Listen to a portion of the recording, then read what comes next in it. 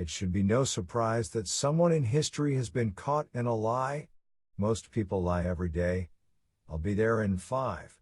I read the terms and conditions. You do look good in those jeans. Any of those sound familiar?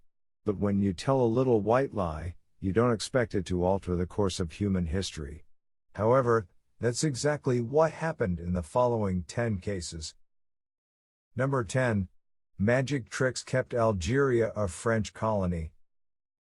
In 1856, Algeria was on the verge of rebellion. The local holy men, referred to as marabouts, had convinced the locals that they had magical powers. Obviously, the Algerian public was willing to hear out anything a sorcerer said. The French were already wary of the influence these men held. When the marabouts announced that Algeria should rebel against its colonizers, France was furious. To quell any talks of armed resurrection, the French had to convince the populace that the marabouts were fraudsters. Napoleon III dispatched France's greatest magician and the father of modern magic, Jean-Eugène Robert Houdin, to Algeria to pose as a more powerful sorcerer. Robert Houdin's tricks were very basic, like pulling a cannonball out of a hat, but the Algerians were still amazed. With electromagnets, he turned a light box heavy at the flick of a switch. The marabouts looked like fools when they failed to lift the box. Robert Houdin turned off the magnet and picked it up no problem. Robert Houdin also sent small electrical jolts to the handles as he told them that he was sapping their strength from them. When an angry local challenged him to a duel, Robert Houdin accepted. The next morning, he caught the bullet in his teeth. This trick proved he was the best wizard in the country, and the marabouts were discredited. Algeria would not achieve independence for more than a century. Number 9. An iconic rock band formed by posing as another band. In 1968, the British band The Zombies had a huge top 10 hit in the United States with Time of the Season. To capitalize on their success, the Zombies toured the U.S. under the guidance of Delta Promotions. The concerts were so lucrative that for a period in 1968 Delta had 2 bands touring as the Zombies. The problem was that neither of these bands were the real Zombies. The original British Zombies had already broken up and had no idea the song was big in the US. No one told them about Delta or the way they lied. To get money off a non-existent band, Delta, led by Bill Keogh, gave 2 groups the rights to all of the Zombies songs. One of them was stationed in Michigan, and the other was in Texas. The lie was so ridiculous that for the Texas band, the record label only hired 4 members to masquerade as a rock quintet. To keep the illusion up, Delta told their fans that the organist was in jail. Another reason Bill Keogh gave for the missing member was that the lead singer Colin Blunstone, who is still alive, was killed. Ultimately, Chris White, afraid that these fake zombies would ruin the reputation of his real band, brought the band back from the dead to release a few more singles. The real musical legacy of this scheme is what became of the Texas Zombies. 2 of the musicians hired to pretend to be the Zombies were Frank Beard and Dusty Hill. With the skills and friendship they gained as fake zombies, they formed the other famous band that starts with a Z, ZZ Top. Number 8. A fraudulent letter made Jesus white. Despite being born in the Middle East, almost every painting and general depiction of Jesus looks less like Chaim Topol and more like Ted Neely. The reason you picture the Lamb of God with a face as white as snow is one letter written centuries after Jesus had died. The modern descriptions of Jesus are modeled on a letter allegedly written by Publius Lentulus, the governor of Jerusalem who served before Pontius Pilate. It was printed in the introduction to the works of St. Anselm during the 15th century. The letter describes Jesus as a man in stature, having hair of the hue of unripe hazelnut, almost down to his ears, with a face without wrinkle or any blemish, which a moderate color makes beautiful. This version of Jesus served as the model for Renaissance artists' paintings, which then became the template for Western depictions. The letter, however, has so many stupid mistakes that it's amazing anybody believed it. First, it does not appear in any of St. Anselm's writings. Second, there is no such position as the governor of Jerusalem. Thirdly, Publius Lentulus did not exist. Fourthly, it uses language not yet invented at the time it was supposedly written. Despite the glaring errors, his portrayal of Jesus has become the standard model we all know. Number 7. The Exorcist was funded by a television prank. Even more than 4 decades after its release, The Exorcist is still one of the most influential horror movies and books of all time. The movie is so disturbing that it has forever changed the way people look at pea soup. For something so synonymous with fear and dread, the origin of the story is not scary but silly. In 1961, the novel's eventual author, William Peter Blatty, was only a toiling writer unsure what he wanted to do it for a living. One assignment he was working on was an article called "I Was an Arab Prince." The premise was this hilarious bit where Blatty would crash Hollywood parties and dress up as a Saudi royal named Prince Zir. Zir would tell crazy stories about his life in the Middle East. In hindsight, this isn't that funny, but it killed at the time. His shtick was so well received that Groucho Marx invited Blatty to come on his hit show You Bet Your Life dressed as the Saudi prince. Blatty won the show and its $5,000 prize. When asked what he was going to do with the money, he said, "It's gonna finance me to finish the next book." The next day, Blatty quit his job as publicity director at the University of Southern California to become a full-time writer. That career would give us such classics as A Shot in the Dark, Ninth Configuration, and his most prized possession, The Exorcist. Number 6. A fake Nazi scientist brought down Juan Peron. In 1949, one of Argentina's most beloved presidents, Juan Peron, wanted his country to become the next nuclear power. To accomplish this, he hired Dr. Ronald W. Richter. Richter seemed like the best choice. He claimed to have been a high-ranking Nazi scientist and one of the world's foremost experts in nuclear energy. In reality, he was just an Austrian who had only worked for 6 months as an explosions technician. Despite that less than impressive resume, Richter kept up the charade for a year. Peron, wondering where his money was going, asked Richter if he had any breakthroughs. Richter boasted that he had not only solved fission, but he had accomplished the impossible, harnessed fusion. Even though this would have been a major scientific breakthrough, Richter asked Peron to keep the details secret. Instead, Peron bragged to the world in March 1951. The scientific community was more than skeptical. To prove he wasn't lying, Richter had a display of his fusion explosion. Really, all he did was set off a fake explosion of TNT. This didn't convince anybody.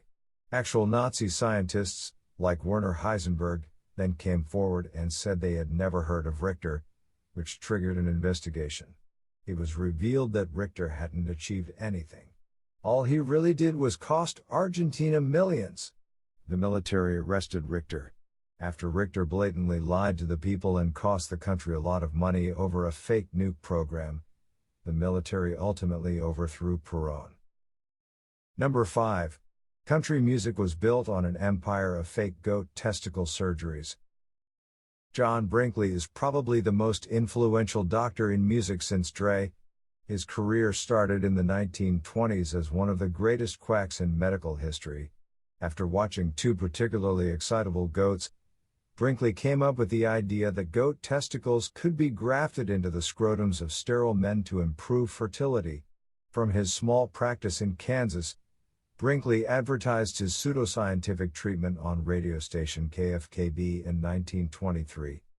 After that, Brinkley's surgeries were in high demand. Some of the most prominent Americans of the time, including Woodrow Wilson, Huey Long, and Rudolph Valentino, were said to have gone under Brinkley's knife. Finding Brinkley's practice unscientific, the American Medical Association tried to shut him down.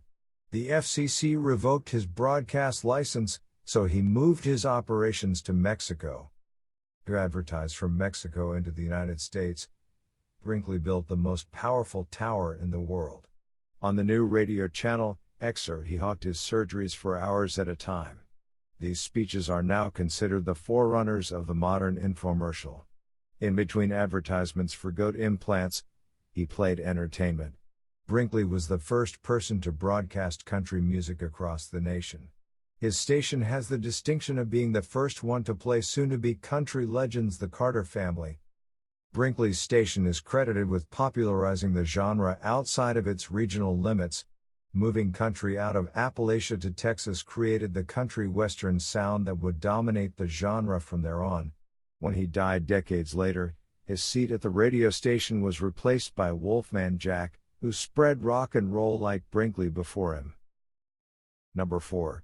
Michelangelo started off as an art forger. In 1492, Michelangelo was only a struggling young artist. To make ends meet, he traveled around Italy looking for new patrons. People kept ignoring Michelangelo's genius to buy old classical statues instead.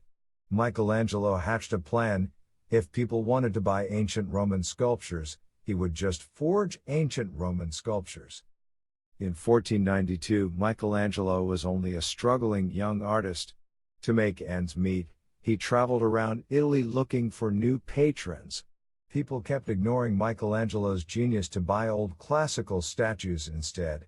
Michelangelo hatched a plan: if people wanted to buy ancient Roman sculptures, he would just forge ancient Roman sculptures.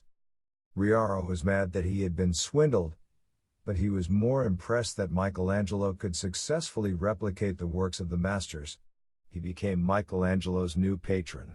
With this new finical backing and fresh reputation, he made two of his most famous works, Bacchus and Pietà.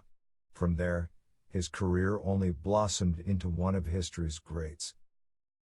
Number 3. The April Fool's prank that launched spiritualism. Spiritualism was one of the most popular belief systems in the late 1800s. Many people still believe in the main ideas like the ability to communicate with spirits through possessions, mediums, or Ouija boards. Their faith hasn't wavered, even though the people who got it going admitted to being frauds. In 1848, Maggie Fox and her little sister Katie wanted to scare their mother. They would tap on the walls and tell her the house was haunted. Keeping their hands above the table, they bunched their toes and knocked on the floor. To convince her there was a ghost walking around the house, the girls tied strings to apples and then dropped them on the stairs. On March 31st, Maggie and Katie upped the ante by telling their mom they were going to talk to the ghost. This was supposed to be their last trick and reveal it was all an April Fool's prank. The mother was amazed how much the ghost knew about her and her daughters' lives. It's much less impressive knowing that it was really the daughters answering the questions about themselves. The mother ran next door and asked their neighbor to come over to ask the ghost some questions. Afraid they were going to get in trouble if they admitted it was a hoax, the sisters just kept it going. Over the next weeks, more and more neighbors came to the house, each asking similar questions. Within the year, similar supposed mediums were seen across the country. Number 2. The Romantic movement was launched by a hoax. In the 1800s, Romanticism was the new philosophy of wanting to return to past. One of the founders of the movement, James McPherson, really looked to the past when he discovered a series of poems by the 3rd century poet Ossian. The poems tell of the exploits of the legendary Gaelic myth of Fingal.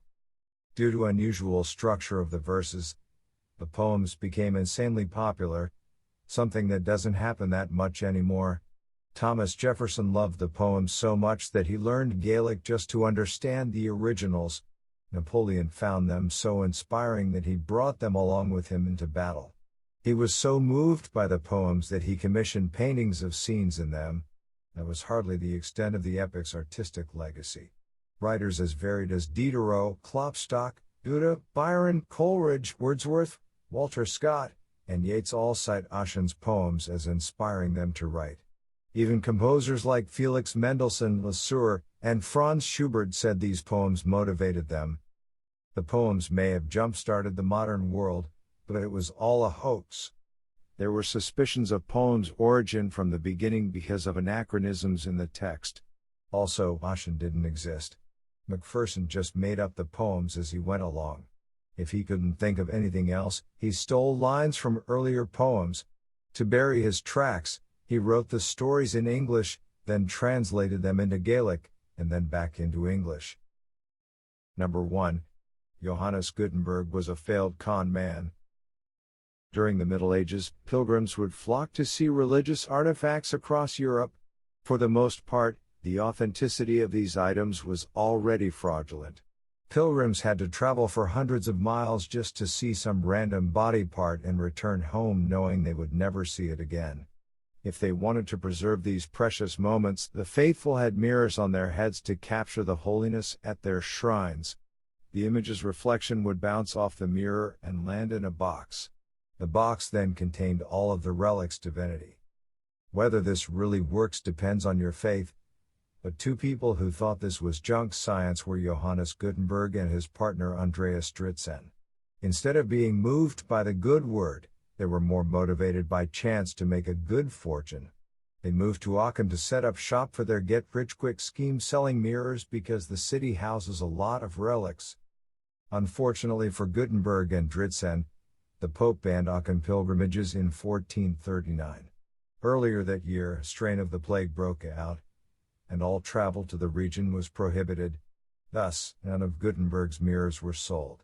With no more money, Gutenberg returned to his home in Mainz. Gutenberg had convinced his investors that his scheme was guaranteed to turn a quick profit. Now bankrupt, he had to find a way to repay his debts. He went into the wine industry. He would later refashion a wine press to make the first printing press, a very important invention. There is a direct line from that failed con 500 years ago to the article you're reading right now.